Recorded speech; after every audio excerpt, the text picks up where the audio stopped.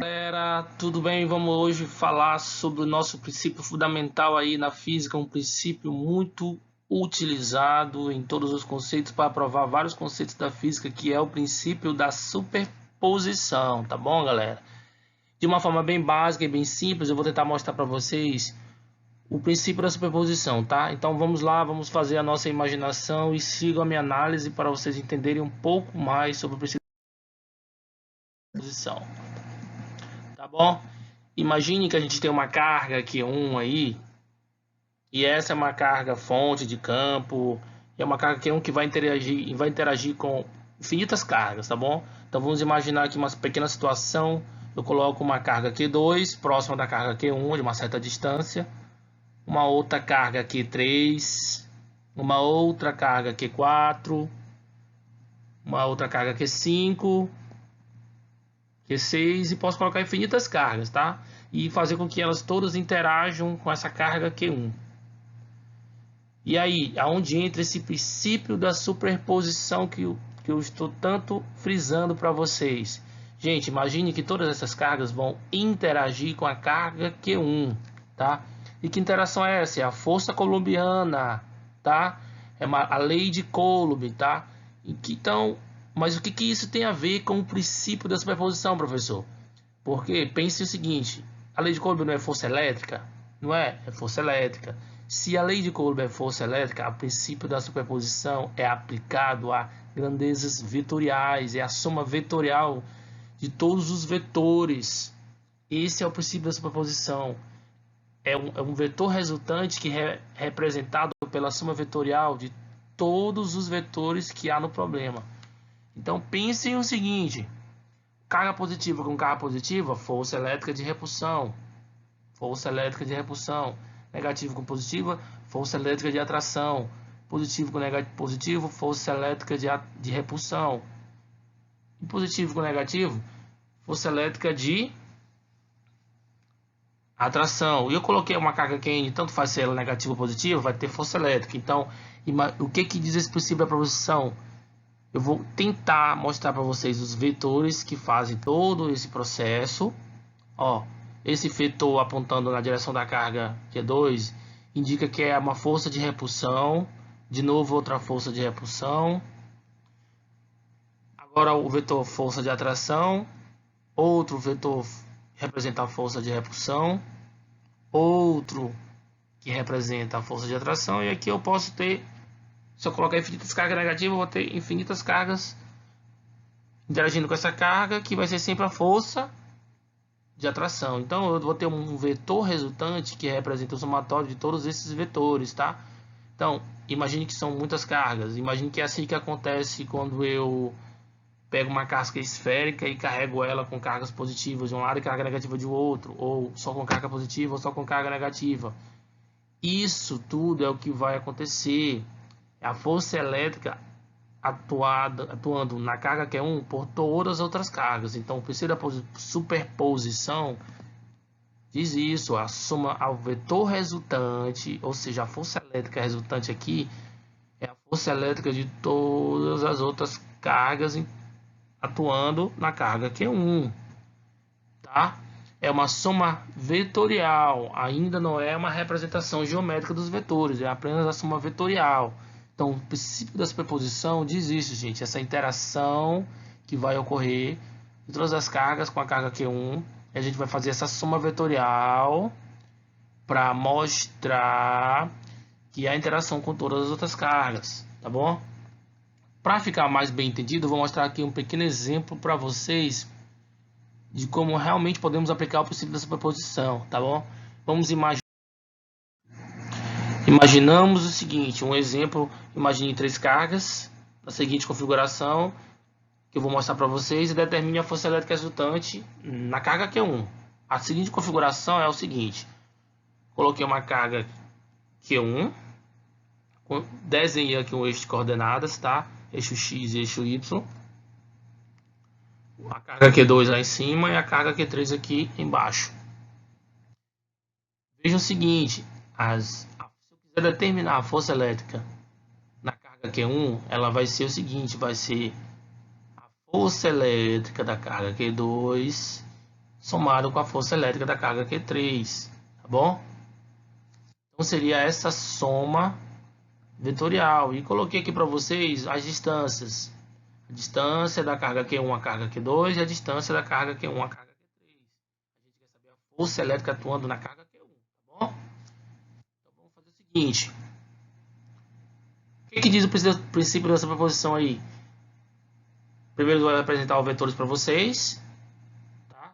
Dois vetores que representam aqui, ó, o vetor força elétrica de repulsão com a carga Q3 e o vetor de força elétrica de repulsão com a carga Q2. Tá bom? Provavelmente já dá para entender onde é que está o vetor resultante aí, tá? Imagine que eu traço essa diagonal aqui, ó. E a gente tem uma figura aqui, que figura é essa? É um retângulo, tá? Temos aqui um retângulo e traçamos a diagonal desse retângulo aqui, tá? Saindo da carga Q1 até esse ponto do vértice aqui. Então, imagine o seguinte, que vetor esse? Esse será o vetor resultante. Lembre das aulas de vetores? Pois é, começamos a entender um pouco o princípio dessa proposição e onde ele é aplicado. O que podemos fazer aqui, professor? O princípio da posição, que é a força resultante em Q1, é a soma vetorial de Q2 com Q3. Então, ó, a força resultante, a força elétrica que 2 exerce em 1 e a força elétrica que 3 exerce em 1, tá bom? A soma vetorial. Então vamos lá. Primeira coisa, professor Diego, mas e quais são os valores das cargas? O senhor não colocou. Vou dar aqui uns valores, vou supor uns valores para essas cargas para vocês entenderem melhor, tá bom? Q1 eu supus que ela tem 6 microcoulombs, Q2 3 microcoulombs e Q3 3,5 microcoulombs, tá bom? E não podemos esquecer a nossa constante eletrostática no meio, que é o K, 9 vezes 10 a nona Newton metro quadrado por coulomb quadrado. Gente, não é força elétrica, então lembre-se de quem? Da força coulombiana, da força elétrica que eu expliquei para vocês nas aulas passadas. Força elétrica é igual a constante K, Q1 vezes Q2 dividido pela distância ao quadrado. Por que Q1 e Q2? Primeiro vamos fazer a força elétrica que a carga 2 exerce na carga Q1 ou vice-versa. Essa força de repulsão, então vamos calcular. Primeiro colocamos os dados aí, ó, substituindo o valor de K. Qual é o valor da carga Q1? É 6 microcoulombs. Micro, lembrando que micro é 10 a menos 6. A carga Q2, 3 microcoulombs, ou seja, 3 vezes 10 a menos 6. E a distância que a separam é 3 vezes 10 a menos 3 metros. Aplicando a lei de Coulomb substituindo os valores, a gente chega ao seguinte resultado. Olha aí, como é que fica? 6 vezes 3, 18. 10 a menos 6 vezes 10 a menos 6. Multiplicação com potência de mesma base, conserva a base e soma os expoentes. Dá 10 a menos 12.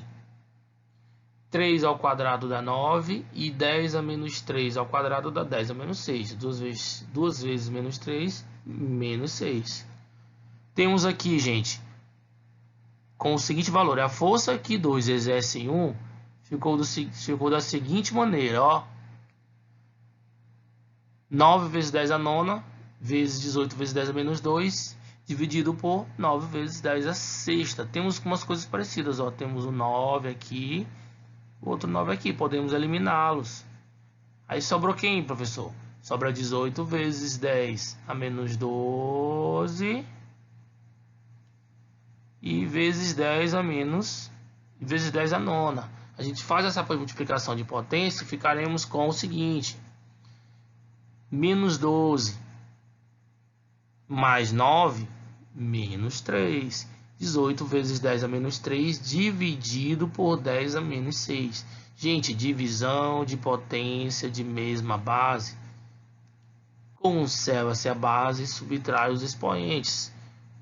Então a gente ficaria com 18 vezes 10 a terceira newtons. Esse seria o valor da nossa força que 2 exerce 1, tá? Eu não coloquei em notação científica ainda, porque ainda não é necessário, tá? Deixa para o final. Agora vamos fazer o cálculo que a força 3 exerce na carga Q1, que a carga 3 exerce na carga Q1, tá? Repete a mesmo desenho ao mesmo, então vamos calcular a força, esta aqui, ó, que Q3 exerce em Q1 ou vice-versa. De novo a equação, né, de Coulomb, Q1, Q3 ali, e vamos substituir os valores. Ficaríamos com 6 microcoulombs novamente e 3,5 microcoulombs, 10 a menos 6. Fazendo as mesmas regras anteriores, 9 vezes 3,5, tá? Dá 21. Repete o 9 vezes 10 a nona. 4 ao quadrado dá 16. 10 a menos 3 ao quadrado, 10 a menos 6. Ficamos com 21 vezes 10 a menos 12 em módulo, dividido por 16 vezes 10 a menos 6. O que a gente faz, gente? Olha, a gente pode multiplicar direto 9 vezes 21, ou pode pegar o 21 e dividir por 16, aí é a escolha de cada um, tá? Eu fiz o seguinte, 9 vezes 21, 189. Dividido por 16, isso vai dar um valor aproximadamente 12, vai dar 11,8. Vou aproximar para 12 para facilitar nossas contas, tá? E as potências de 10, professor? 10 a nona vezes 10 a menos 2, conserva-se a base, somos expoentes, fica com 10 a menos 3. Repete o 10 a menos 6 de baixo, subtração de potência, divisão de potência de mesma base, conserva-se a base, subtrai os expoentes. Ficaremos com quanto? 2 vezes 10 a terceira newtons, aproximadamente. Beleza, professor, então já sabemos a força que o 3 exerce 1 e a força que o 2 exerce 1. Agora vamos calcular esse força resultante. Isso aí, galera. Então já sabemos o valor da força que a carga Q2 exerce na carga Q1 e o valor da força que a carga Q3 exerce na carga Q1. Observe aqui o desenho agora apareceram os vetores, ó, força resultante, a força que 3 exerce em 1 e a força que 2 exerce em 1. Essa força que 2 exerce em 1, ela está representada bem aqui nesse vetor, mas eu posso transladá-lo para cá, mais um pouco para a direita, para poder mostrar que esta figura que esses três vetores formam é um triângulo retângulo. E se é um triângulo retângulo, senhores, a gente pode aplicar o famoso teorema de Pitágoras, que o quadrado da hipotenusa é igual à soma dos quadrados dos seus catetos. Observe que a força resultante é a hipotenusa do triângulo e que as outras duas forças são os catetos do triângulo. Então a gente pode aplicar o famoso teorema de Pitágoras. Agora é só substituir os valores. Já sabemos a força de 2 em 1 e a força de 3 em 1. Então vamos lá, substituindo os valores das forças, temos o seguinte: calculamos que a força 2 exerce em 1 é 18 vezes 10 a terceira newtons ao quadrado agora, e a 3 exerce na carga Q1 é 12 vezes 10 a terceira newtons aproximadamente. Então observe que a força resultante é ao quadrado, tá? Então como é que fica, senhores? Faz a conta matemática normalmente. 18 ao quadrado, 10 a terceira ao quadrado, 12 ao quadrado e 10 a terceira ao quadrado. 18 ao quadrado dá 324 e 12 ao quadrado 144. 10 a terceira ao quadrado, 10 a sexta. 10 a terceira ao quadrado, 10 a sexta. Ficamos com que a força resultante ao quadrado é 324 vezes 10 a sexta mais 144 vezes 10 a sexta. Gente, as potências não são iguais, então a gente pode somar esses valores aqui, ó, 324, que são os coeficientes, mais 144. 324 mais 144, senhores, 468. E 10 a sexta é conservado, a gente repete. Ou seja, a força resultante ao quadrado é 468 vezes 10 a sexta newtons. Mas a gente não quer a força resultante ao quadrado, gente. A gente quer a força resultante. Então, a gente elimina esse quadrado como? A gente tira a raiz quadrada dos dois membros e ficamos com que valor, professor? Ficamos com o seguinte valor, que a força resultante é a raiz quadrada de 468 vezes 10 a sexta. Aplicando os conceitos básicos de raiz quadrada, gente, eu aproximei esse valor de 468, tirei a raiz de 468, que deu um valor aproximado de 21,6, tá? E qual é a raiz quadrada de 10 a sexta?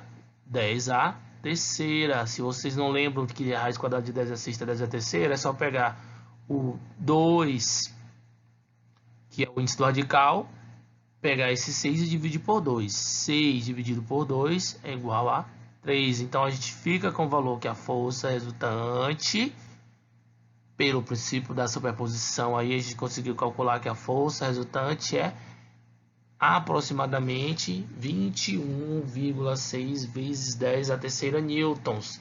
Mas aí 21,6 não está em notação científica, então a gente coloca em notação científica, ficaremos com 2,16 vezes 10 a quarta newtons. Esse é o nosso valor achado, ou calculado, ou determinado pelo princípio da superposição, tá, gente? É isso que eu queria mostrar para vocês, é bem simples. O princípio da superposição não é um bicho de 7 cabeças, tá?